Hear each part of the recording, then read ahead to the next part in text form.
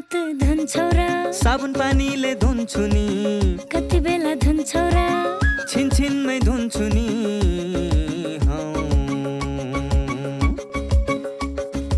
घरमा पस्दा अफिस पस्दा सधैँ धुन्छु हात कोरोनालाई यसै गरी भगाइदिन्छु म त घरमा पस्दा अफिस पस्दा सधैँ धुन्छु हात कोरोनालाई यसै गरी भगाइदिन्छु म त भान्सा छिर्नु अगाडि खाना खानु अगाडि जहाँ त्यही छोएपछि हातले छोपी खोकेपछि हात धुन्छौ र साबुन पानीले धुन्छु नि कति बेला धुन्छौ र छिनछिनमै धुन्छु नि कोरोनाबाट बच्ने 3 उपायहरू। व्यक्ति बीच 2 मिटर टाढा बस्ने, घरबाट बाहिर निस्कँदा मास्क लगाउने र बेला बेलामा साबुन पानीले मिची 20 सेकेन्डसम्म हात धुने। कोरोनाबाट आफू पनि बचाउँ र अरूलाई पनि बचाउँ।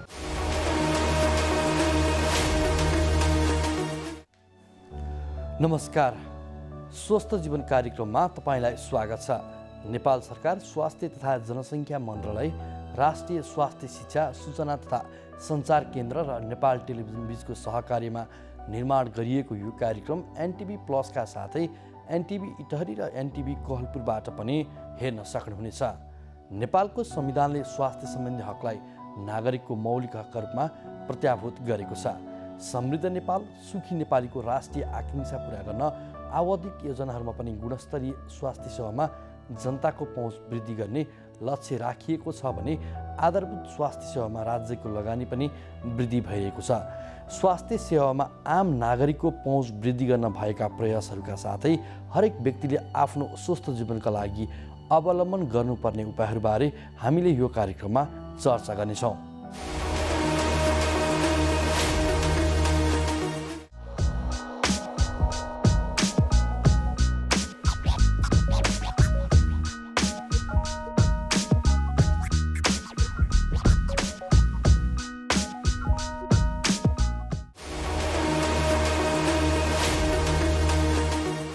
स्वास्थ्य तथा जनसङ्ख्या मन्त्रालयले नेपालमा अझै 9 सातासम्म कोरोना सङ्क्रमणले तीव्रता लिन सक्ने आकलन गरेको छ।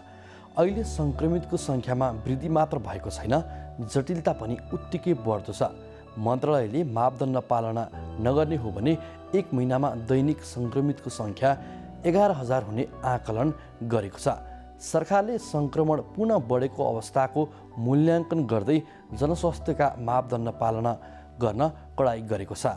साथै पहिलो चरणमा खोप लगाएका लक्षित समूहलाई दोस्रो डोज खोप लगाउने अभियान पनि जारी छ। आज हामीले यही विषयमा रिपोर्ट प्रस्तुत गर्नेछौँ। कोरोना सङ्क्रमण बढेसँगै अस्पतालका आइसियु र भेन्टिलेटर भरिन थालेका छन्। भर्ना हुन आउनेहरूको घुइँचो दिनौँ बढ्दै जाँदा अस्पतालले थेग्न नसक्ला कि भन्ने चिन्ता हुन थालेको छ। हरेक दिन उच्च रेकर्ड राख्ने गरी नयाँ सङ्क्रमितको सङ्ख्या थपिएको छ। किन यसरी सङ्क्रमण बढी देखियो, यसको बारेमा आज हामीले स्वास्थ्य संवाद गरेका छौँ। स्वास्थ्य जीवनको लागि हाम्रो जीवनशैली कस्तो हुनुपर्छ, यसबारे विज्ञको सुझाव पनि हामीसँग हुनेछ। सुरुमा यो विशेष रिपोर्ट।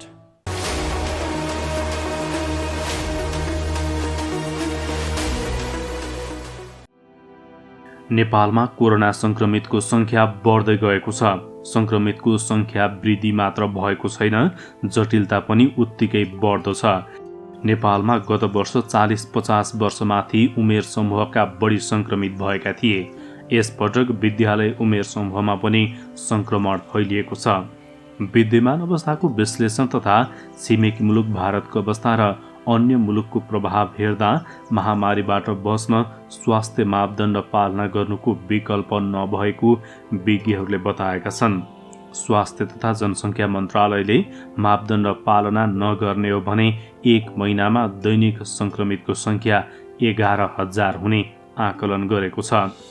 सरकारले कोरोना भाइरस सङ्क्रमण पुनः बढेको अवस्थाको मूल्याङ्कन गर्दै जनस्वास्थ्यका मापदण्ड पालनामा कडाई गरेको छ। साथै पहिलो चरणमा खोप लिएका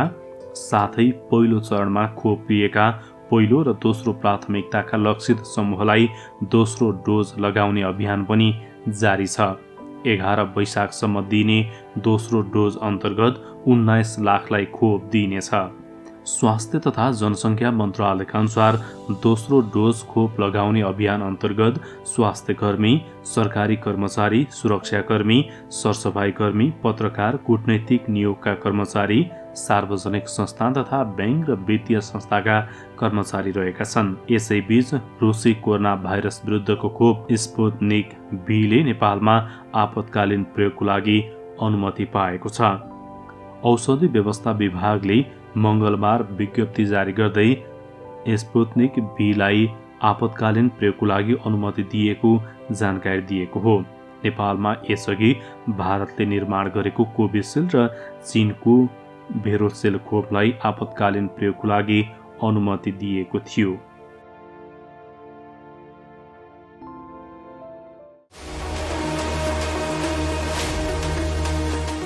कोरोना भाइरस महामारीको अवस्थामा सुरक्षित गर्भावस्था। गर्भावस्था एक विशेष अवस्था हो, चाहे कोरोना भाइरस कोभिड-19 महामारीको बेला नै किन नहोस्। विपद वा सामान्य अवस्था जे भए तापनि गर्भवती तथा उनको गर्भमा रहेको बच्चालाई विशेष हेरचाह र स्याहार चाहिन्छ। गर्भवतीमा पनि कोरोना भाइरसको संक्रमण हुन सक्छ। त्यसैले कोभिड-19 का लक्षणका साथै गर्भावस्थामा देखिन सक्ने खतराका लक्षणहरूबारे जानकारी राखौं। गर्भावस्थामा देखिने खतराका लक्षणहरू: टाउको साह्रै दुख्नु, आँखा तिरमिराएर धमिलो देखिनु, हात तथा मुख सुनिनु, हात खुट्टा अरुरो भई काँप छुट्नु वा मुर्छा पर्नु, कडासित तल्लो पेट दुख्नु, योनिबाट रगत वा पानी बग्नु। यी मध्ये कुनै पनि खतराका लक्षणहरू देखा पर्ने बित्तिकै तुरुन्तै नजिकैको स्वास्थ्य संस्थामा जाँच्न लैजानु पर्दछ। नियमित गर्भवती जाँच तथा खतराका लक्षणको समयमै पहिचान गरी गर्भावस्थालाई सुरक्षित बनाऊ। कोभिड-19 सम्बन्धी कुनै पनि जिज्ञासा वा परामर्श चाहिएमा पैसा नलाग्ने कल सेन्टर 1115 वा 1133 मा सम्पर्क गरौँ।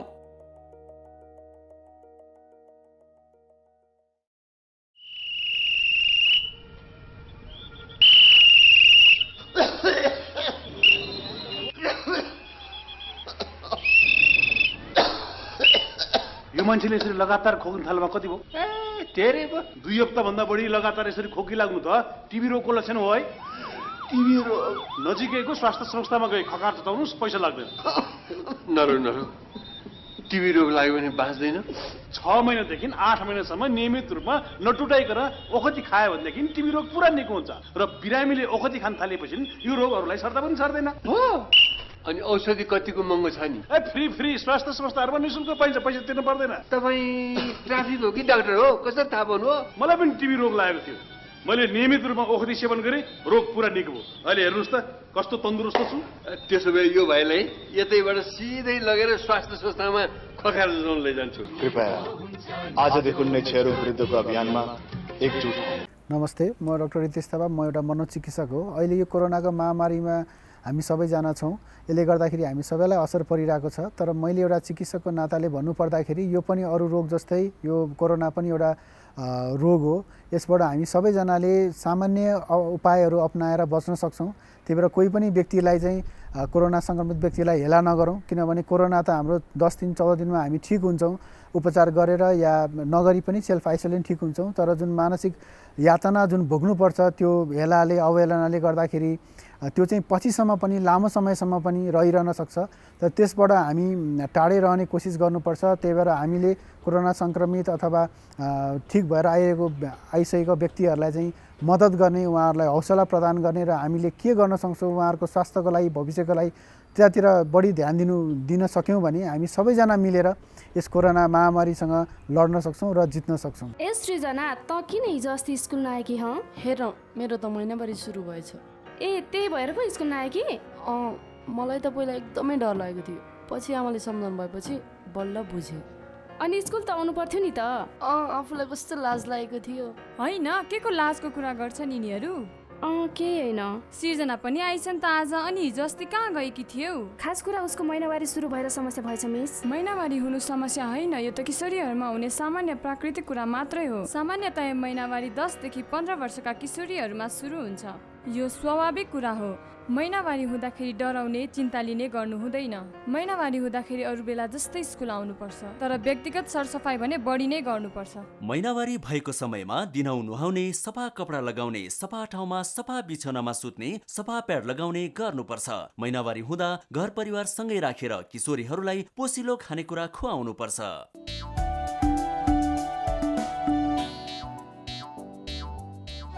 नमस्ते दाजु भाउजू। नमस्कार। कताबाट अस्पतालमा? कसलाई के भयो र? त्यस्तो केही होइन भाइ, यिनको र मेरो सामान्य स्वास्थ्य जाँच गर्न आएको। ल, केही नहुँदा पनि स्वास्थ्य परीक्षण गर्नुपर्छ र? पैसाको नाश मात्र। त्यसो भनेर कहाँ हुन्छ र भाइ? समय समयमा स्वास्थ्य जाँच गरायो भने आफ्नो स्वास्थ्यको अवस्था बारे थाहा हुन्छ। यसरी नियमित रूपमा स्वास्थ्य जाँच गराउँदा कुनै रोग लागेको छ भने सुरुवाती अवस्थामा नै रोग पत्ता लाग्छ अनि समयमै उपचार गर्न सजिलो हुन्छ नि। सही भन्नुभयो दाइ। मैले पनि आफ्नो र परिवारको नियमित स्वास्थ्य जाँच गराएको भए आज मेरो श्रीमतीको यो हालत हुने थिएन र पैसा पनि जोगिन्थ्यो। म त मेरो र मेरो परिवारको स्वास्थ्य प्रति सजग छु। तपाईँ पनि अबदेखि नियमित रूपमा स्वास्थ्य परीक्षण गराउनुहोस् है। राष्ट्रिय स्वास्थ्य शिक्षा सूचना तथा सञ्चार केन्द्र।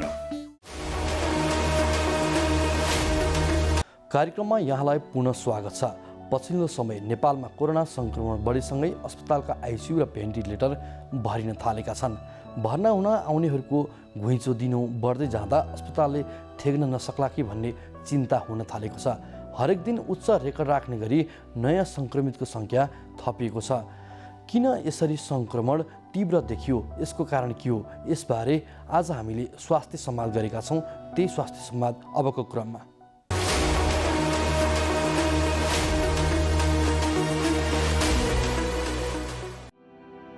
कोरोना संक्रमण बढेसँगै अस्पतालका आइसियु र भेन्टिलेटर भरिन थालेका छन्।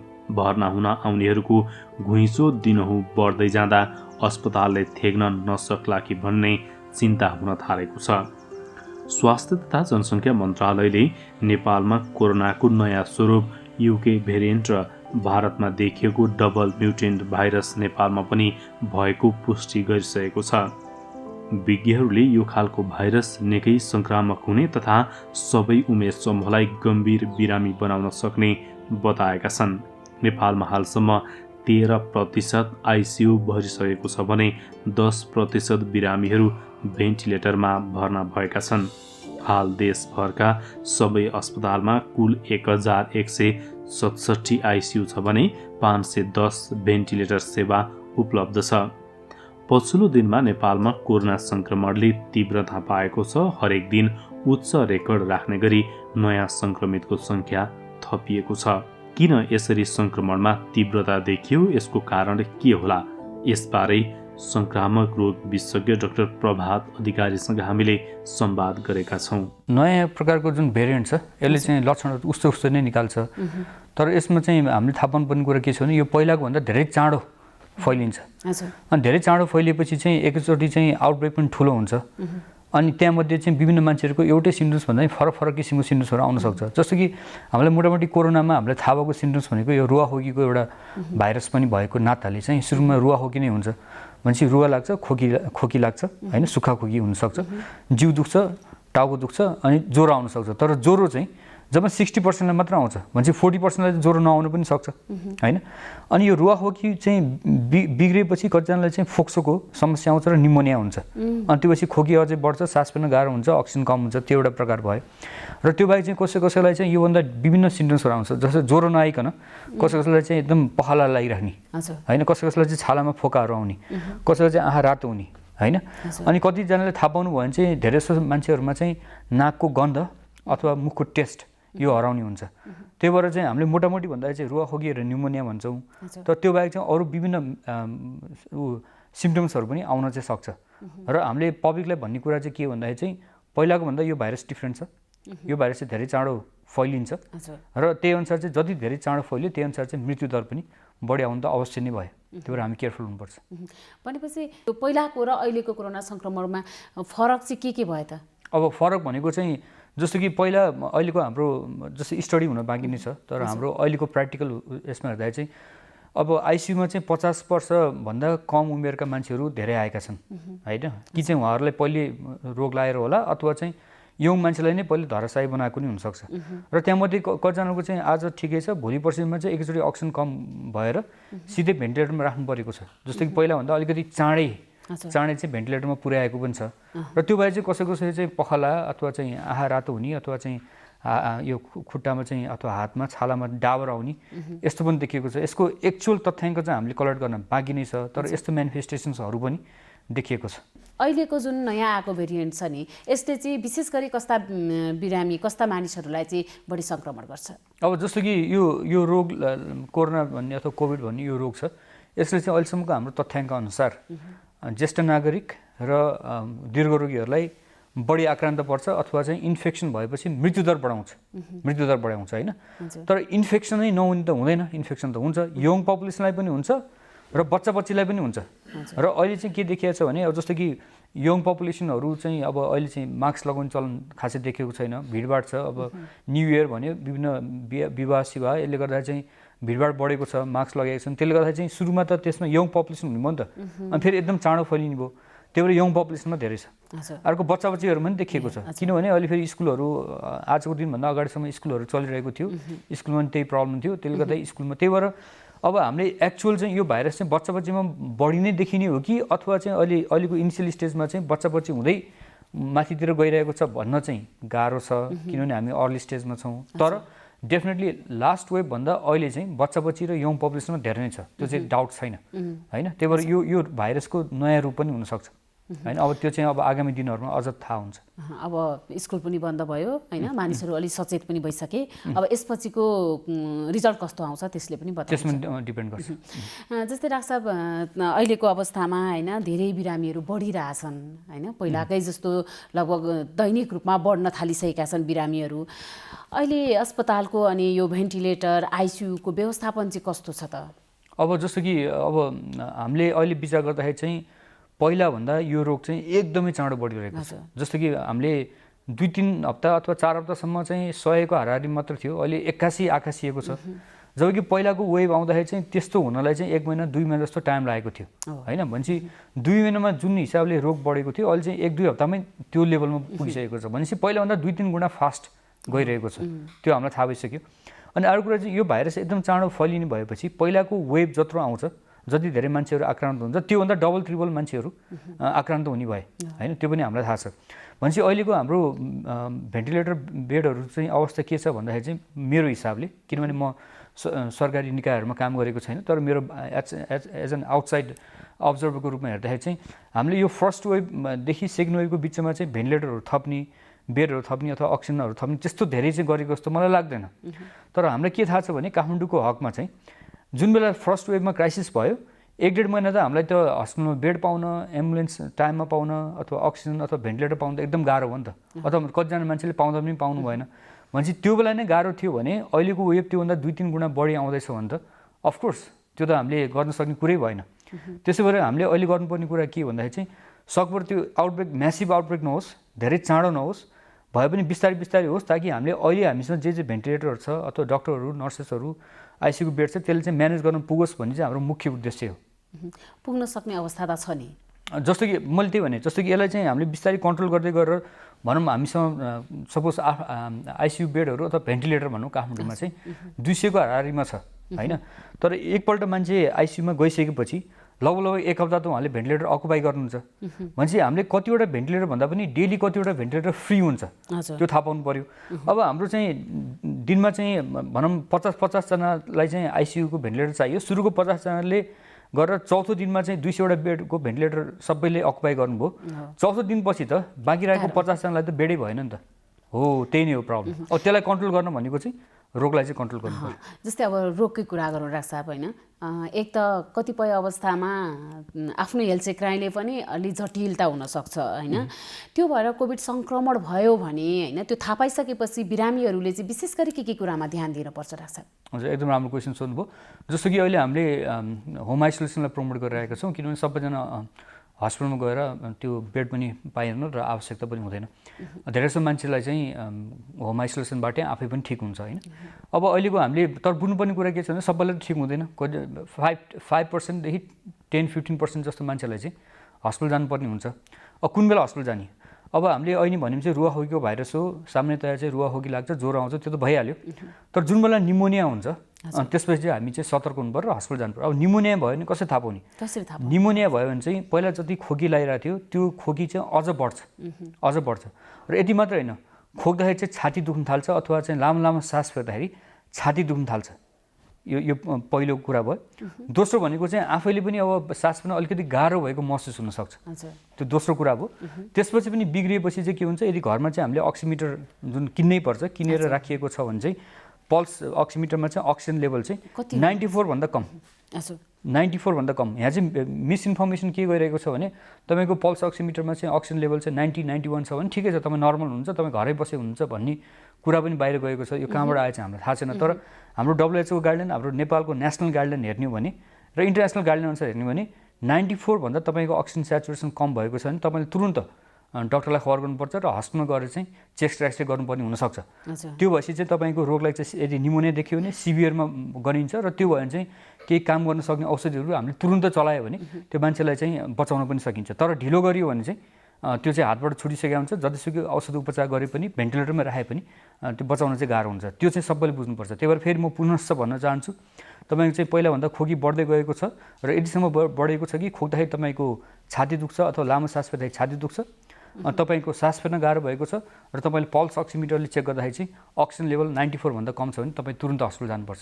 र यो बाहेक चाहिँ अझ बिग्रेपछि चाहिँ हातखुट्टाहरू निलो हुने, होस हराउने, मान्छे चाहिँ बेहोस हुने, यस्तो कुराहरू त्यसपछि आउँछ। भनेपछि त्यो जटिलता हुनुभन्दा अगाडि नै अस्पताल अनिवार्य रूपमा जानु पर्यो होइन। डाक्टर जस्तै अब होम आइसोलेसनमा बस्नुपर्छ पनि भनिन्छ होइन। सामान्य अवस्थाका बिरामीहरूलाई चाहिँ अस्पताल जानुभन्दा होम आइसोलेसनमै बस्दा ठिक पनि हुन्छ। वास्तव होम आइसोलेसनमा बस्दा चाहिँ हामीले के कुरामा ध्यान दिनुपर्ने हुन्छ? अब होम आइसोलेसन बस्दा चाहिँ सबभन्दा अगाडि चाहिँ आफू प्रोटेक्टेड हुनु पऱ्यो। अहिले मैले भनेको कुराहरू चाहिँ डेली केही घन्टा पिछेमा चेक गर्नु पऱ्यो। अनि आफूले खानेकुराहरू चाहिँ अब अलिकति प्रोटिन डायट, अलिकति न्युट्रिसन डायटहरू खानु पऱ्यो। चुरोट रक्सीको सेवन गर्नु भएन, इम्युनिटी चाहिँ बचाउनु पऱ्यो होइन। र अर्को हाम्रो दायित्व के हुन्छ भने परिवारको अरू सदस्यहरू अथवा समाजमा चाहिँ त्यो रोग नफैलियोस् होइन। त्यसको लागि चाहिँ हामीले के भन्छौँ भने जो आफू सङ्क्रमित हुनुहुन्छ भने सकेसम्म तपाईँ छुट्टै कोठामा बस्नुहोस्। किचन र बाथरुम टोयलेट पनि फरक नै युज गर्नुहोस्। यदि चाहिँ तपाईँले टोयलेट बाथरुम फरक युज गर्न सक्नुहुन्न भने चाहिँ तपाईँले युज गरिसकेपछि त्यसलाई चाहिँ सकिन्छ भने चाहिँ यो अल्कोहल बेस्ड सोल्युसन्सहरू पाइन्छ अथवा ब्लिच हुन्छ, त्यसलाई राम्रोसँग सफा गर्नुहोस्। त्यो पनि छैन भने साबुन पानीले भयो भने सफा गर्नुहोस् र त्यसलाई ड्राई हुन दिनुहोस् होइन। यो गर्नुहोस्। अनि त्यसपछि तपाईँले चाहिँ आफ्नो खोक्दाखेरि मुख छोप्ने र त्यो एउटा टिस्यु पेपरमा राखेर अरू कसैसँग नमिलाइकन छुट्टै त्यसलाई विसर्जन गर्नुपर्छ। लुगाहरू पनि छुट्टै धुनुपर्छ र घाममा सुकाउनुपर्छ, अरूसँग चाहिँ टच गर्नु हुँदैन। यस्तो खालको चाहिँ अलिकति डिटेलमा यसलाई चाहिँ इन्फेक्सन कन्ट्रोल भन्छ, यसलाई चाहिँ फलो गर्नुभयो भने चाहिँ अरूलाई सर्न सक्दैन। यो दुईवटा कुरा चाहिँ विचार गर्नु पऱ्यो, आफू सुरक्षित हुने र अरूलाई सर्न नदिने। र त्यही भएर चाहिँ हामीले के गर्छौँ भन्दा होम आइसोलेसन चाहिँ अब सबैलाई त्यो कुरा थाहा हुँदैन। त्यसमा चाहिँ मेडिकल एक्सपर्टिज चाहिन्छ, किनभने मेडिकल एक्सपर्टिज भएको डक्टर अथवा नर्सले चाहिँ होम आइसोलेसनमा चाहिँ भयो कि भएन, अरूलाई सर्ने चान्स मिनिमाइज भयो कि भएन र कुन अवस्थामा हस्पिटल जाने भनेर उहाँहरूले गाइड गरिदिनुहुन्छ। अनि त्यसको लागि चाहिँ हाम्रो आफ्नो एक्सपिरियन्स के छ भने हामीले डाफे केयर भन्ने एउटा अर्गनाइजेसनबाट चाहिँ लास्ट कोभिडको जुन फर्स्ट वेभ भयो त्यसमा 700 भन्दा बढी बिरामीहरू चाहिँ होम आइसोलेसनको हामीले हेऱ्यौँ र त्यहाँमध्ये चाहिँ जम्मा 5%लाई मात्र हस्पिटल रिफर गर्नु पऱ्यो र होम आइसोलेसन हुँदाखेरि कसैको पनि डेथ भएन। र धेरै जस्तो हामीले रिफर गरेको मान्छेको पनि डेथ भएन, किनभने हामीले टाइमली रिफर गऱ्यौँ नि त होइन। अब त्यही अहिले मैले भनेको कुराहरू हामीले हुबहु फलो गरेर र प्रोटोकल फलो गरेर मान्छेलाई टाइमली रिफर गरे भएर बचाउन सकियो। त्यही भएर हाम्रो माग चाहिँ के हो भन्दाखेरि चाहिँ अब यो सेकेन्ड वेभ आउँदैछ, पहिलाको भन्दा अझ खतरनाक वेभ हुनेवाला छ। हाम्रो हस्पिटलको बेडहरू भरिनेछ, धेरै जस्तो मान्छेलाई चाहिँ होम आइसोलेसनमै म्यानेज गर्नुपर्ने हुन्छ। तर त्यसलाई चाहिँ यसरी मोनिटर गरौँ, त्यसको लागि चाहिँ टेलिमेडिसिनको सहयोग लिउँ र यदि आवश्यकता पर्छ भने सरकारलाई हामी हेल्प पनि गर्न तयार छौँ। हामीले सिकेको कुराहरू र हाम्रो टेक्नोलोजी युज गरेर सरकारलाई हामी त्यो हेल्प पनि गर्न सक्छौँ। जस्तै अब तपाईँहरूसँगै जोडिनु पर्यो भने पनि बिरामीहरूले कसरी जोडिन सक्नुहुन्छ त? जस्तो कि अहिले हामीले चाहिँ एउटा हटलाइन पनि बनाउन खोजिरहेछौँ, तर अहिले तत्काल चाहिँ हाम्रो एउटा नम्बर छ, यो चाहिँ अफिस टाइममा मात्र एक्टिभ छ। र अथवा चाहिँ हामीले उसमा वेबसाइटमा जानु भने चाहिँ डाफे केयर, गुगलमा अथवा फेसबुकमा खोज्नुभयो भने चाहिँ डाफे केयर भनेर छ, त्यसमा फोन गरेर अथवा इमेल गरेर जोडिन सक्नुहुन्छ र त्यसमा चाहिँ आवश्यकता अनुसार चाहिँ हामी होम मोनिटरिङहरू गर्छौँ टेलिमेडिसिन मार्फत।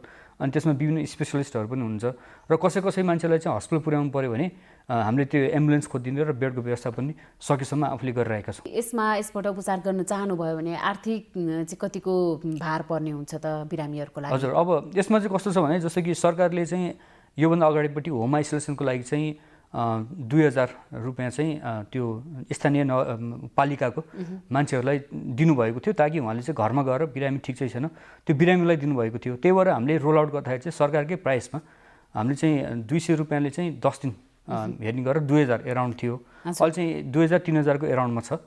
अनि त्यसरी हामीले गरिरहेको छौँ भने बाहिर नेपाल बाहिर बस्ने मान्छेहरूलाई चाहिँ एनआरएनए भनी गैर आवासीय नेपालीहरूको जुन संस्था छ उहाँहरूले चाहिँ हामीलाई हेल्प गर्नुहुन्छ र त्यो बापत चाहिँ नेपाल बाहिर बस्ने मान्छेहरूलाई चाहिँ यो फ्रीमा छ र अहिले चाहिँ हामीले गभर्मेन्टसँग अथवा अरू विभिन्न एजेन्सीसँग कुरा गरिरहेका छौँ र सकभर चाहिँ हामीलाई अलिकति फन्डिङ भयो भने हामी नेपालीहरूलाई त्यो फ्री पनि गर्न सक्छौँ। तर अहिले तत्काल चाहिँ त्यो छैन, तर त्यो भयो भने हामी गर्न सक्छौँ। जस्तै अब अलिकति फेरि कोरोना भाइरसकै कुरा गरौँ होइन, यहाँले अघि भनिसक्नुभयो नयाँ कोरोना भाइरस चाहिँ एकदम बढ्दो क्रममा छ भनेर पनि भनिसक्नुभयो होइन।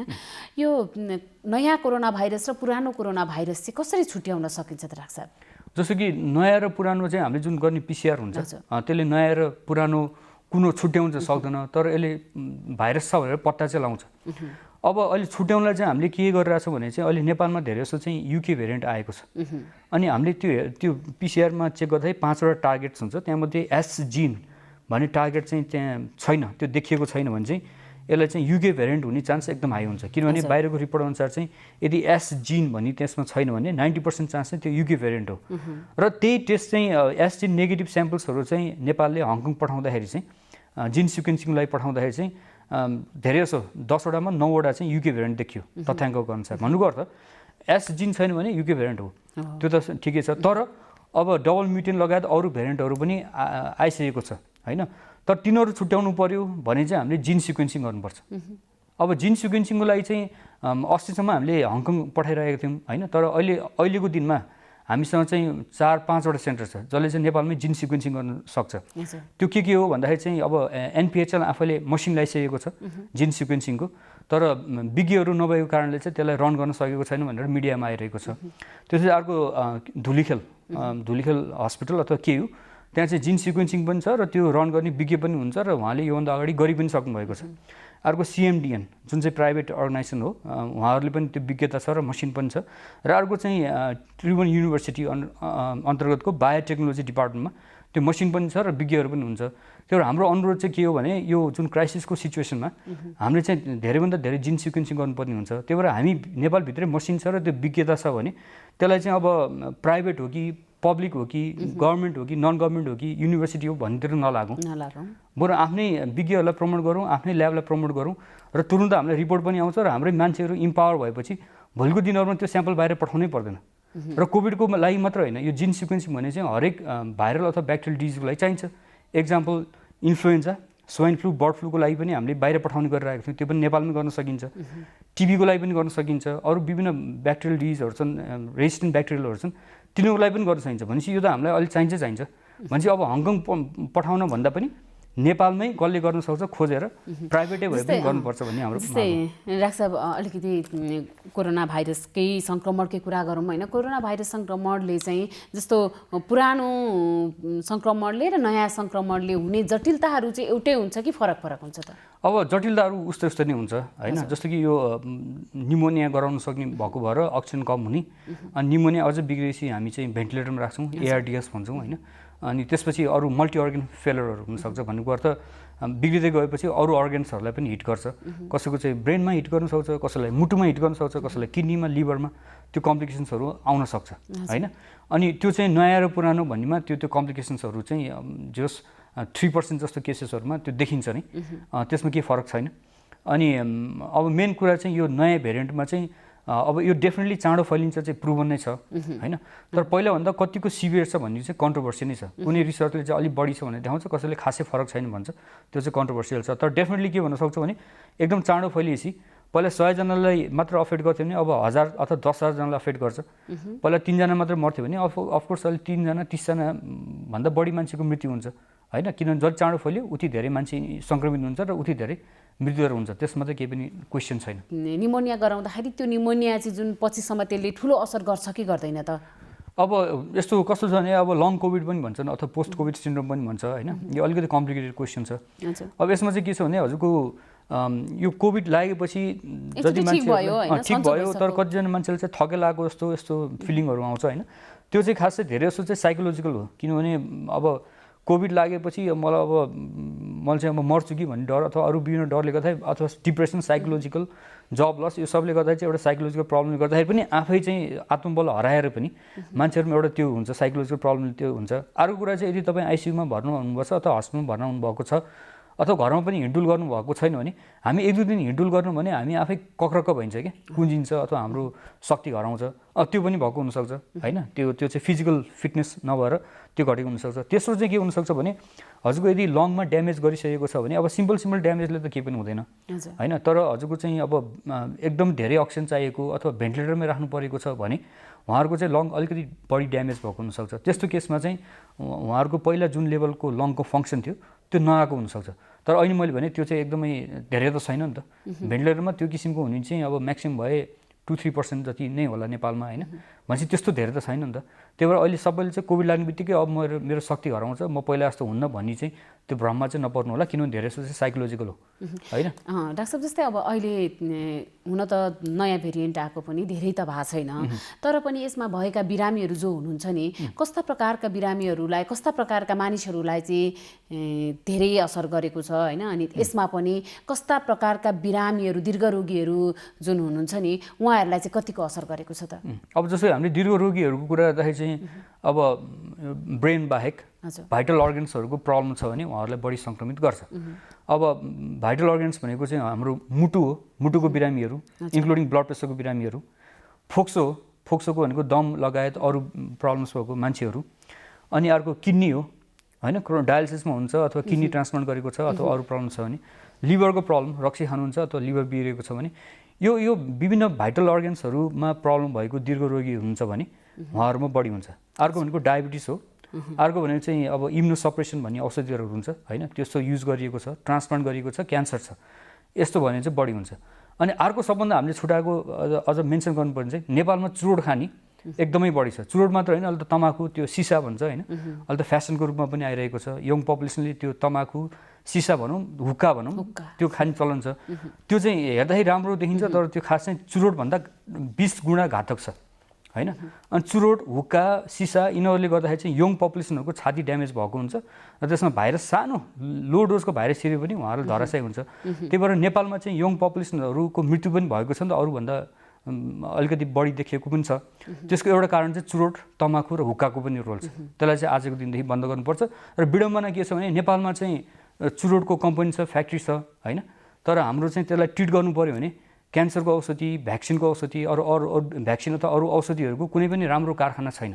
हामीसँग एउटा पनि भ्याक्सिनको कम्पनी छैन र त्यो किसिमको ट्रिट गर्ने चाहिँ दक्ष जनशक्ति अथवा त्यो हस्पिटल पनि छैन। त्यो चाहिँ हामीलाई विडम्बना हो, त्यो चाहिँ उत्पादन गर्नु पर्यो। हजुर। डाक्टर साहब जस्तै अब कोभिड भइसकेका बिरामीहरू जो हुनुहुन्छ होइन, र कोभिड नहोस् भन्ने तरिकाले पनि, कोभिड नहोस् भन्ने तरिकाले के कुरामा ध्यान दिनुपर्छ र कोभिड भइसकेका बिरामीहरूले के कुरामा ध्यान दिनुपर्ने हुन्छ? अब जस्तो कि हामीले हजुरले सोध्नुभएको प्रिभेन्सनको उपायहरू सोध्नुभएको, प्रिभेन्सनको उपाय चाहिँ मैले मोटामोटी 4वटा कुरामा राख्छु।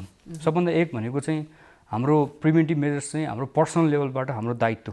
त्यो भनेको हामीलाई अलरेडी के थाहा छ भने यो भाइरसबाट बच्नको लागि सबैले मास्क लगाउनु पऱ्यो, सङ्क्रमित नसङ्क्रमित सबैले मास्क लगाउनु पऱ्यो, भिडभाड गर्नु भएन, अनि मान्छेसँग भेट्दाखेरि पनि 6 फिटको डिस्टेन्स मेन्टेन गर्नु पऱ्यो र हातहरू सफासुग्घर राख्नु पऱ्यो। त्यो फर्स्ट हो। सेकेन्ड भनेको चाहिँ कुनै पनि रोगी हुन्छ भने उहाँको चाँडोभन्दा चाँडो आइडेन्टिफाई गरेर उहाँलाई आइसोलेसन राख्नु पऱ्यो। भनेपछि यदि आफूलाई चाहिँ रुवाखोकीको सिम्टम्सहरू आएको छ भने कोभिड पनि हुनसक्छ होइन, सिम्टम्सहरू मिल्छ भन्ने बित्तिकै आफू पहिला सुरुमा आइसोलेटमा बसिहालौँ र सकभर चेक गरौँ, ताकि चाहिँ अरूलाई नसरोस् होइन, अनि आफू पनि समयमै चाहिँ सतर्क हुन सकौँ। त्यही भएर चाहिँ अर्ली टेस्टिङ र आफूलाई आइसोलेसन्स होइन। अनि दोस्रो भनेको यदि आफू सङ्क्रमित भयो भने आफूले कोसँग सङ्गत गरिएको छ उनीहरूलाई पनि सतर्क बनाउनु पऱ्यो, उनीहरूलाई पनि खबर गरिदिनु पऱ्यो, सरकारलाई भनिदिनु पऱ्यो, ताकि उहाँहरूले त्यो कन्ट्याक्टमा आएको मान्छेलाई ट्रेस गर्नुहुन्छ र छुट्टै क्वारेन्टाइनमा राख्नुहुन्छ। त्यसलाई भन्छ कन्ट्याक्ट ट्रेसिङ र क्वारेन्टाइन। यो तेस्रो पक्ष हो, यो सबभन्दा इम्पोर्टेन्ट छ। किनभने म सङ्क्रमित भयो भने मेरो सिम्टम्स जहिले सुरु हुन्छ त्यसपछि मैले अरूलाई सार्छु। तर यो रोगमा चाहिँ सिम्टम्स आउनुभन्दा 2-3 दिन अगाडिदेखि नै अरूलाई थाहै नपाइकन सारिराखिएको हुन्छ। र अब मलाई सिम्टम्स आयो भने त म घरमा बसौँला, तर सिम्टम्स आएन भने त त्यो आउनुभन्दा अगाडिको फेजमा त म डुलिरहेको हुन्छु, मैले अरूलाई सारिसकेको हुन्छु। अब त्यस्तो सरिसकेको मान्छेलाई पत्ता लगाउनु पऱ्यो भने चाहिँ टेस्टिङ मात्र गरेर पुग्दैन, त्यसमा कन्ट्याक्ट ट्रेसिङ गर्नुपर्छ। त्यही भएर हामीले प्यारलली कन्ट्याक्ट ट्रेसिङ फोकस गर्नैपर्छ। यो 3टा पछिको। र चौथो भनेको चाहिँ भ्याक्सिनेसन। हामीले चाहिँ धेरैभन्दा धेरै मान्छेहरूले भ्याक्सिनेसन लिनु पर्यो। अब यसमा मिसकन्सेप्सन के छ भने भ्याक्सिनले पनि अब बचाउने होइन, केही गर्न सकिन्न भन्ने मिसकन्सेप्सन। कतिपय मानिसहरूले त भ्याक्सिन लाउनु पनि भएको छैन कि केले के बचाउला र भनेर लाउनु नै भएको छैन। वास्तवमा यो भ्याक्सिनको उपयोगिताको बारेमा चाहिँ अलिकति भनिदिनु। अब भ्याक्सिनले चाहिँ कसरी काम गर्छ भन्ने कुरा पनि इम्पोर्टेन्ट छ। जस्तो कि हाम्रो मोटामोटी सेकेन्ड डोजको भ्याक्सिन लगाइसकेपछि अहिलेको जस्तो कि हामीले कोभिसिल्डको कुरा गरौँ, त्यसको चाहिँ सेकेन्ड डोज लगाइसकेपछि 82% प्रोटेक्सन दिन्छ। तर अहिलेको हामीले प्रोटेक्सन दिन्छ भनेको कस्तो भन्दाखेरि चाहिँ भ्याक्सिन लगाएपछि तपाईँलाई रोगै नलाग्ने होइन, तपाईँलाई रोग लाग्न सक्छ, तर तपाईँलाई चाहिँ एकदम सिभियर खालको अक्सिजन चाहिने, भेन्टिलेटर चाहिने अथवा तपाईँको मृत्यु हुने खालको चाहिँ हुँदैन। नम्बर 1 चाहिँ इन्फेक्टेड भयो तर मृत्यु चाहिँ भएन, त्यसबाट बचायो। र दोस्रो चाहिँ भ्याक्सिन नलाउँदाखेरि जति धेरै मान्छेलाई सार्न सकिन्छ, भ्याक्सिन लगाएपछि एकदम कम मान्छेलाई मात्र सारिन्छ भनेपछि रोग सार्नबाट पनि बचाइयो होइन। अब भ्याक्सिन नलागेको भए त मृत्यु पनि हुनसक्थ्यो, अरूलाई धेरै मान्छेलाई सारिन्थ्यो भने त्यो दुइटै कुराबाट बचाउने भएपछि भ्याक्सिन भनेको आफ्नो लागि मात्र होइन, अरूको लागि पनि त्यो हाम्रो सामाजिक उत्तरदायित्व हो र सबैले भ्याक्सिन लगाउनुपर्छ। र यसमा चाहिँ के कुरा आएको छ भने भ्याक्सिन लगाएपछि ज्वरो आउँछ, जिउ दुख्छ भने त्यो सिम्पल कुरा हो। जस्तो कि हामीले BCG को भ्याक्सिन बच्चालाई लगायो भने बच्चालाई नि 1-2 दिनसम्म ज्वरो आउँछ, रुन्छ, खाना खाँदैन। अब बच्चालाई हामीले भ्याक्सिन त लगाइरहेको छौँ त फेरि भनेपछि आफूलाई पनि त्यो भ्याक्सिनले चाहिँ ज्वरो आउन सक्छ भने किन डराउने, त्यो त सिम्पल कुरा हो। अनि फेरि हामीलाई ज्वरो आउनु भने कस्तो हुन्छ भने त्यो भ्याक्सिनको जुन त्यो भ्याक्सिन छिरेपछि हाम्रो शरीरले चाहिँ त्यसको एगेन्स्टमा चाहिँ एन्टिबडीहरू अथवा फाइट खेल्न थाल्छ, अनि त्यही भएर ज्वरो आउँछ। भन्नुको अर्थ हाम्रो इम्युनिटी राम्रो रहेछ भने थाहा हुन्छ र भ्याक्सिनले काम गर्न सक्छ भने थाहा भयो, झन् त्यो राम्रै पछि हो। बरु सिटामोल खाइदिनुहोस्, तर त्यो भ्याक्सिनले तपाईँलाई बचाउँछ, तपाईँको समाजलाई बचाउँछ भने नलाउने कुरा भएन। र अर्को कुरा चाहिँ जस्तो कि भ्याक्सिन आएर चाहिँ मान्छेको मृत्यु भयो यताउता भन्ने कुरा गरेको छ, तर अहिलेसम्म पनि प्रुभन छैन। किनभने भ्याक्सिन लगाएपछि हामी हरेक मान्छेको रेकर्ड राख्छौँ, त्यहाँमध्ये पपुलेसनमा चाहिँ कतिजनाको मृत्यु होला, कसैको बाइक एक्सिडेन्ट होला, के होला, त्यो सबै रेकर्डमा आयो नि त। अनि हेर्दाखेरि चाहिँ भ्याक्सिनले गर्दाखेरि मान्छे मृत्यु भयो जस्तो देखिएको छ, तर अहिलेसम्मको रिसर्चमा चाहिँ भ्याक्सिनले गर्दा मरेको भनेको प्रुभन भएको छैन। अनि त्यही भएर चाहिँ भ्याक्सिन लाउँदाखेरि चाहिँ फाइदा बढी हुने भएको भएर भ्याक्सिन लगाउनुपर्छ। र भ्याक्सिन लाउँदाखेरि सामान्यतया हुनसक्ने चाहिँ ज्वरो आउने, जिउ दुख्ने त्यस्तोहरू हुनसक्छ, तर निमोनिया हुने, डेथ चाहिँ त्यस्तो भ्याक्सिनले गर्दाखेरि हुँदैन। र अर्को कुरा चाहिँ यदि तपाईँ यङ हुनुहुन्छ र पहिला नै इन्फेक्टेड हुनुहुन्छ भने चाहिँ तपाईँको ज्वरो आउँछ अलिक बढी हुन्छ, किनभने तपाईँको इम्युनिटी राम्रो छ होइन। त्यही भएर चाहिँ मेरो रिकमेन्डेसन मात्र होइन, यो WHO को रिकमेन्डेसन पनि हो, विज्ञहरूको रिकमेन्डेसन पनि हो, भ्याक्सिन चाहिँ सकभर धेरैभन्दा धेरै पपुलेसन लगायो भने बल्ल भाइरस चाहिँ कन्ट्रोलमा आउँछ र हाम्रो यो सामाजिक उत्तरदायित्व हो। भ्याक्सिनको कुरा त एकदमै महत्त्वपूर्ण भयो होइन। यो होम आइसोलेसनमा बसेका बिरामीहरूले चाहिँ कस्तो अवस्था भयो भने चाहिँ अनिवार्य रूपमा अस्पताल जानै पर्ने हुन्छ? अब होम आइसोलेसन बसेको मान्छेहरूले अहिले मैले भनेअनुसार चाहिँ यसलाई फेरि स्ट्रेस गर्न चाहन्छु, किनभने एकदम इम्पोर्टेन्ट छ। होम आइसोलेसनमा बसिराख्नु भएको छ, तपाईँको खोकी चाहिँ पहिलाभन्दा बढिरहेको छ। र त्यो मात्र होइन, तपाईँले खोक्दाखेरि अथवा लामो सास फेर्दाखेरि छाती दुख्न थालेको छ होइन, त्यो भयो भने तपाईँ हस्पिटल जानु पऱ्यो। दोस्रो भनेको चाहिँ तपाईँलाई सास फेर्न गाह्रो भयो जस्तो फिलिङ भयो भने, फिलिङ मात्र भयो पनि सास फेर्न गाह्रो भन्नुको अर्थ केही न केही प्रब्लम छ, त्यो भने हस्पिटल जानु पऱ्यो। र तेस्रो भनेको तपाईँले घरमा अक्सिमिटर लिएर आउनु होला, अनि त्यसले चेक गरेर राख्नु होला। चेक गर्दाखेरि चाहिँ तपाईँको 94 भन्दा कम सेचुरेसन भनेको 93, 92, 91 त्यस्तो छ भने तपाईँ तुरुन्त हस्पिटल जानु पऱ्यो। र त्यो बाहेक चाहिँ मान्छेलाई अफकोर्स थाहा हुने कुरा चाहिँ बेहोस हुनुभयो भने, हातखुट्टा निलो भयो भने होइन, तपाईँको चाहिँ पुरै सिजर्सहरू अरू भने त तपाईँलाई थाहा भइहाल्छ। तर अहिले मैले यो 3टा कुरा चाहिँ एकदम इम्पोर्टेन्ट छ, किनभने यो सामान्य मान्छेहरूलाई थाहा पाउनुहुन्न होइन, अनि उहाँहरूले मिस गर्नुहुन्छ, अनि एकदम सिभियर भइसकेपछि अनि बल्ल हस्पिटल जान्छ, अनि त्यो बेला चाहिँ धेरै ढिलो भइसकेको हुनसक्छ। तर पहिला नै अहिले मैले भनेको त्यो 3टा स्टेप्सहरूमै हस्पिटल गयो भने चाहिँ बाँच्ने चान्स एकदम बढी हुन्छ। हाम्रो एक सन्तान छ, अर्को तुरुन्तै जन्माउने इच्छा छैन, त्यसैले परिवार योजनाको लामो अवधिका केही अस्थायी साधनहरूको बारेमा सल्लाह लिउँ भनेर आएको। तपाईहरु जस्तो लामो अवधिको गर्भान्तर गर्न चाहनेहरूको लागि इम्प्लान्ट वा IUCD नै ठिक हुन्छ। अनि यो इम्प्लान्ट IUCD कहाँ कसरी प्रयोग गरिन्छ, कति समय काम गर्छ होला? इम्प्लान्ट चाहिँ महिलाहरूको पाखुराको छाला मुनि राख्ने र यो एक पटक राखेपछि 5 वर्षसम्म गर्भ रहँदैन। अनि IUCD नि? IUCD चाहिँ महिलाहरूको पाठेघरमा राखिन्छ र यो एक पटक राखेपछि 12 वर्षसम्म गर्भ रहँदैन। बीचमै सन्तानको रहर भयो भने, यदि तपाईहरुलाई बीचैमा सन्तानको रहर भएमा यी दुवै साधनहरूलाई झिक्न पनि सकिन्छ। अनि यी दुवै अस्थायी साधनहरू कतिको सुरक्षित छन् त? सुरक्षित र प्रभावकारी छन्। तपाईँहरूले केही डर मान्नु पर्दैन। पहिला तपाईँहरूले सल्लाह गर्नुहोस्, त्यसपछि सेवाको लागि त हामी जहिले आउनुहुन्छ तयार छौँ। नमस्ते, म डाक्टर विजेश राज घिमिरे, क्यान्सर रोग विशेषज्ञ। म यहाँहरूलाई आज हाम्रो क्यान्सर र कोभिडको बारेमा केही भन्न गइरहेको छु।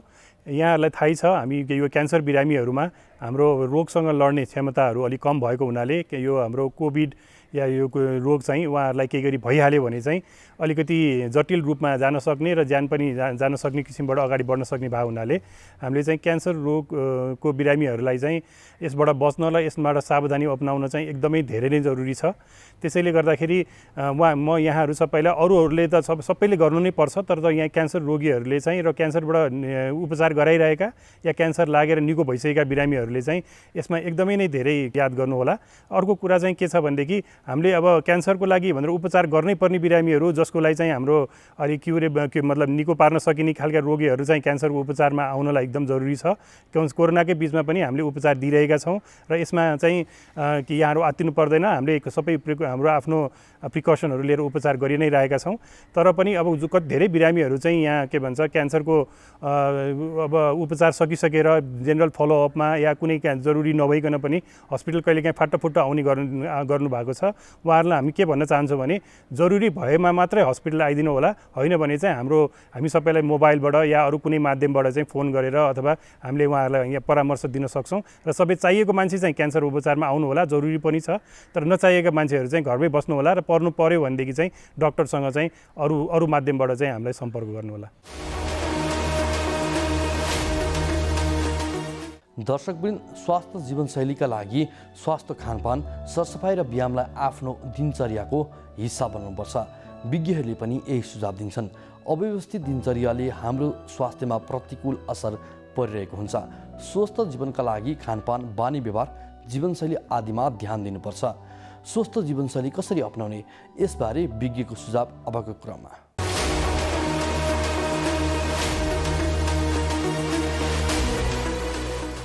नमस्कार, म प्राध्यापक डाक्टर विधानिधि पौडेल, हाल म कार्यकारी निर्देशक छु निजामती कर्मचारी अस्पताल मिन भवनमा।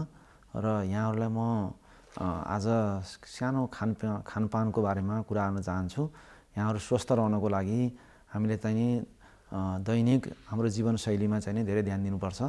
र हामी बिहान उठेपछि सुरुमा चाहिँ ब्रेकफास्टहरू गर्ने, नास्ताहरू गर्ने। नास्ता गर्दाखेरि चाहिँ हामीले त्यसमा चाहिँ हल्का नास्ताहरू अथवा चाहिँ टाढा जानु छ भनेदेखि हामी चाहिँ अलि धेरै नै खान पनि सक्छौँ। रोटीहरू, पुरीहरू, तरकारी, दही यस्तो खानेकुराहरू र सब्जी र एउटा फल भए पनि खाउँ।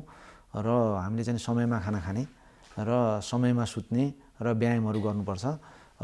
यति गर्दाखेरि हामी चाहिँ केही हदसम्म चाहिँ स्वस्थ रहन सक्छौँ भनेदेखि आज म यहाँ कब्जियतको बारेमा बोलेको हुनाले हामीले कब्जियत भन्नाले के बुझ्छौँ, के कब्जियत भन्नाले कस्तो किसिमको कब्जियत हुन्छ र के कब्जियतलाई कसरी बुझ्न सकिन्छ भन्ने म भन्न चाहन्छु। कब्जियत भन्नाले हाम्रो एउटा दिशा समयमा नहुने अथवा दिशा गरिसकेपछि पेट खलास नहुने अथवा दिशा गरेर चाहिँ दिशा गर्ने ठाउँमा गएर अड्किने, दिशा गरेको सहज महसुस नहुने, दिशा कडा आउने, कडाभन्दा कडा दिशा आउने अथवा 2-3 दिनमा 3 दिनपछि चाहिँ दिशा हुने, दिशाबाट रगत आउने, यस्तो किसिम विभिन्न किसिमले चाहिँ कब्जियतले सताइरहेको हुन्छ भनेदेखि यो कब्जियत एउटा आफ्नै पेटको आन्द्राकै कारणको गतिले आन्द्राको गति चाहिँ राम्रोसँग नचलेर हुन्छ भनेदेखि चाहिँ नि आन्द्राको गति समयमा राम्रोसँग नचल्नाले हुन्छ भनेदेखि अर्कोतिर विभिन्न रोगको कारणहरू हाम्रो खानपिनको कारण, औषधिको कारणले पनि हुन्छ। जस्तै थाइरोइडको कारणले हुन्छ, डायबिटिजको कारणले कब्जियतहरू हुने हुन्छ र हामीले खाने औषधिहरू डायबिटिजको औषधिहरूले पनि हुन्छ भनेदेखि चाहिँ नि ब्लड प्रेसरको औषधि भयो, हामीले खाने एन्टासिडहरू भयो र अनि क्याल्सियमहरू र प्रेग्नेन्सी उसमा हाम्रो गर्भधारण भएको समयमा पनि कब्जियत हुन्छ र बुढेसकाल लागेपछि 50 वर्षपछि कब्जियत हुन्छ र 70 वर्ष लागेपछि झन् बढी कब्जियत हुन थाल्छ होइन। यी कब्जियतले चाहिँ नि हामीले चाहिँ धेरै सताउँछ। हामीले चाहिँ के भन्दा दिनचर्यामा चाहिँ नि हामीले चाहिँ नि राम्रोसँग हामीलाई चाहिँ नि दिनभरि चाहिँ नि सहज महसुस गर्न सक्दैनौँ। यसले चाहिँ नि हाम्रो जनसमुदायमा 1-31% चाहिँ नि यो कब्जियतले चाहिँ सताइरहेको छ भनेदेखि यसबाट छुटकारा पाउनलाई हामीले समयमा चाहिँ नि खाना खाने र सागसब्जीहरू बढी खाने र हामीले चाहिँ पानी चाहिँ दिनमा कम्तीमा पनि 2 लिटर भन्दा बढी नै पिउने, कमसेकम चाहिँ 8 गिलास चाहिँ पिउनुपर्छ। र खानामा चाहिँ प्रत्येक खानामा चाहिँ सागसब्जी फलफुलहरू चाहिँ हुनु पर्यो र खानामा चाहिँ नि फाइबर मिसिएको खानाहरू जस्तै गहुँको रोटीहरू भयो, च्याख्लाहरू भयो, यस्तो खानेकुराहरू खाउँ र यदि दिशा नै हुँदैन भने पनि हामी चाहिँ बिहान कसरी हुन्छ दिशा गर्ने चाहिँ कोसिस गर्नुपर्छ र दिशा हुँदैन भनेर दिशालाई चाहिँ हामी चाहिँ त्यसलाई टार्ने किसिमले होइन कि दिशा लाग्दा बित्तिकै दिशा गर्नुपर्छ र बिहान चाहिँ नि दिशा नभए पनि एकपल्ट चाहिँ टोयलेटमा बस्छौँ आधा घन्टा जति। त्यसो गर्दा गर्दै पनि हामीले चाहिँ टोयलेट ट्रेनिङहरू हुनसक्छ र यदि दिशा हुँदैन कब्जियत हुन्छ भने कब्जियत भएको मान्छेले चाहिँ नि टोयलेटको सिटमा बस्दाखेरि जस्तै हामी कमोडमा बस्छौँ भनेदेखि आधा फुट जतिको चाहिँ नि पिर्का तल खुट्टा मुनि राखेर यसरी उ गरिदियो भने पनि त्यसले चाहिँ दिशा गर्ने ठाउँमा चाहिँ प्रेसर दिएर नि त्यसले चाहिँ दिशाको मुखलाई चाहिँ सिधा खुलाइदिन्छ र त्यसरी दिशा हुनु सहज हुन्छ र हामीले चाहिँ नि यी धेरै कुराहरूमा ध्यान दिँदाखेरि हामी कब्जियतबाट बच्न सक्छौँ र कब्जियतले चाहिँ पछि गएर पाइल्स फिसरहरू बनाउने उस्तै पढेर धेरैपल्ट चाहिँ दिशाहरू भयो भनेदेखि पछि दिशा गर्ने ठाउँमा अरू रोगहरू पनि लाग्न सक्छ। मासुहरू बढ्ने त्यस्तो पनि हुनसक्छ, अरू रेक्टोसिलहरू हुनसक्छ, दिशा गर्ने ठाउँहरू तल खस्न सक्छ, हामीले प्रोल्याप्स भन्छौँ तिनीहरू आउन सक्छ। त्यसो भएर यी कुराहरूमा ध्यान दिनुपर्ने चाहिँ नि म यहाँहरूलाई अवगत गराउन चाहन्छु। अनि उपचारको कुरा पनि थोरै जोड्दैछ। उपचारको लागि के छ भन्दाखेरि कब्जियत भइसकेपछि अब के गर्ने भन्ने कुरा हुन्छ। कब्जियत भइसकेपछि साधारणतया कब्जियतको लागि चाहिँ आफ्नो नजिकको चिकित्सकसँग चाहिँ सल्लाह लिने, सकेसम्म चाहिँ नि ग्यास्ट्रोइन्टरोलोजिस्ट पेट्रोक विशेषज्ञसँगै चाहिँ तपाईँहरू जानु हुँदाखेरि राम्रो हुन्छ। किन भन्दाखेरि तपाईँबाट धेरै कारण अरू रोगहरूको कारणहरूबाट पनि कब्जियत हुने हुनाले चाहिँ नि त्यो एउटा कोलोनोस्कोपी गर्नुपर्ने पनि जरुरी हुनसक्छ कब्जियत भइसकेपछि। र 50 वर्षभन्दा माथिको बिरामीले त कब्जियत भएपछि कम्पलसरी कोलोनोस्कोपी गर्नै पर्ने हुन्छ र औषधि उपचारको लागि जान पनि डाक्टरको सल्लाहबाट चाहिँ नि केही किसिमका धुलो औषधिहरू दिने अथवा चाहिँ नि लिक्विड औषधिहरू दिने, कब्जियत खुलाउनलाई दिने औषधिहरू हुन्छन्, धेरै प्रकारका औषधिहरू हुन्छन्। ती औषधिहरूको नियमित सेवन गर्ने र उस्तै पर्यो भने अब सेकेन्डरी कारणले अरू रोगको कारणले गर्छ भने त्यो अरू रोगको कारणले हुने चाहिँ नि औषधिले गर्दाखेरि पनि तपाईँ कब्जियतबाट चाहिँ छुटकारा पाउन सक्नुहुन्छ भनेदेखि र कहिलेकाहीँ अपरेसन गर्नुपर्ने अवस्था आउनसक्छ कब्जियतले गर्दा। त्यसो भएर यी सबै कुराहरूमा ध्यान दिँदाखेरि यहाँहरूलाई चाहिँ धेरै सहज हुनसक्छ।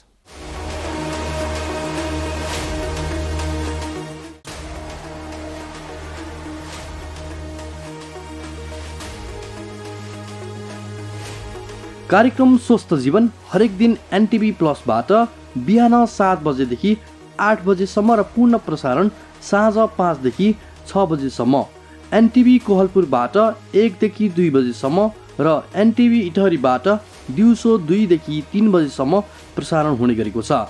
स्वास्थ्य सम्बन्धी यहाँहरूको कुनै जिज्ञासा वा समस्या भएमा हामी सम्बन्धित विज्ञहरूबाट समाधान खोजी कार्यक्रममा प्रसारण गर्नेछौँ। हामीलाई सम्पर्क गर्ने माध्यमहरू यस प्रकार रहेका छन्। फोन, एसएमएस तथा भाइबरको लागि 98 43 52 93 97, इमेल swasthajievan@ntv.org.np। यस कार्यक्रमको बारेमा आफ्नो सल्लाह सुझाव र प्रतिक्रिया पनि यहाँहरूले यिनै माध्यम मार्फत दिन सक्नुहुनेछ। साथै कार्यक्रममा के कस्ता सामग्री, विषय वा विज्ञहरू समेट्नु पर्ला भन्ने विषयमा पनि सुझाव दिन सक्नुहुन्छ। कार्यक्रम यहाँहरूले सामाजिक सञ्जाल मार्फत पनि हेर्न सक्नुहुनेछ। YouTube Nepal television, mobile application Nepal television, Facebook facebook.com/naptv2041। किन लखडा तिमीहरूले कुकुरलाई? ऊ त्यहाँ नारायणले कुकुरले टोक्यो। ओहो, साउन पानी लिएर आऊ त छिटो छिटो ल्या। नारायण बाबु, काँटोको कुकुरले। कुकुर हेर्नुस् न। ए साउन पानी छिटो ल्याउनु दौडा। कसको कुकुर रहेछ? खोइ टोकेर भाग्यो। भुसिया हो कि? कुकुर साउन पानी। ल्याउ ल्याउ ल्याउ ल्याउ ल्याउ। कुनै पनि कुकुरले टोक्यो भने 5 मिनेटसम्म साबुन पानीले सफा गर्नुपर्छ। चिनेको वा पालिया कुकुर हो भने 10 दिनसम्म हेर्नुपर्छ। 10 दिनभित्र त्यो कुकुर मर्यो वा हरायो भने तुरुन्तै इन्जेक्सन लाउनुपर्छ। होइन गुरु, कहाँ खोज्नु त्यो कुकुरलाई मैले? यस्तो बेला तुरुन्त अस्पताल जानुपर्छ। हिँडे जाउँ, उठाऊ। ठिक गर्नुभयो। अझ औला, गाला, टाउको, घाँटीमा टोकेको भए त झन् बढी खतरा हुन्छ। अब आत्तिनु पर्दैन, नछुटाइकन भ्याक्सिन लिनुस्, केही हुन्न। रेबिज लाग्यो भने कस्तो लक्षण देखिन्छ डाक्टर साहब? रेबिज लागेपछि पानीदेखि डराउने, थुकिरहने, कराउने हुन्छ। हेर्नुहोस्, रेबिज लागेपछि उपचार हुँदैन, त्यसैले कुकुरले टोकेपछि समयमै रेबिजको भ्याक्सिन लिएमा सजिलै बच्न सकिन्छ।